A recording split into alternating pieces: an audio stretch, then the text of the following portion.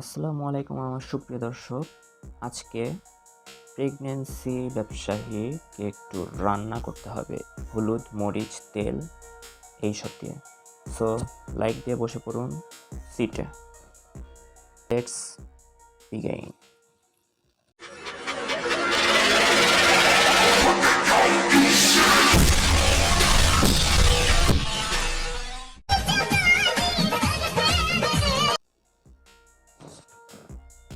পেটে থাকা বাচ্চা বলছে, আমি মরে গেলাম।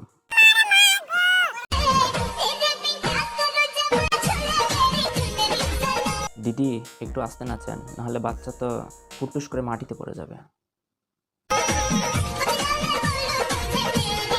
এভাবেই পৃথিবীতে আবির্ভাব হয় এক টিকটকারের। বাচ্চার মনের কথা, বাইরে মনে হয় ভূমিকম্প হচ্ছে। বাচ্চা ডেলিভারির জন্য ডাক্তার বা হসপিটালে যেতে হবে না, দিদির নাচের তালে তালে বাচ্চা ডেলিভারি হয়ে যাবে। যাক, হাজব্যান্ডের খরচটা কিছু কমে গেল। দিদির নাচের তালে তালে বাচ্চা হবে খালে বিলে। পেটের ভিতরে থাকা বাচ্চাই আগামী দিনের সুপার ডান্সার, না সুপার টিকটকার। মা নাড়ানাড়ি করছে টিকটক ভিডিওতে, আর বাচ্চা নাড়ানাড়ি করবে চৌকিতে, স্টেজে। ওয়ার্নিং ওয়ার্নিং, এখন বাচ্চার নাচের ট্রেনিং চলছে।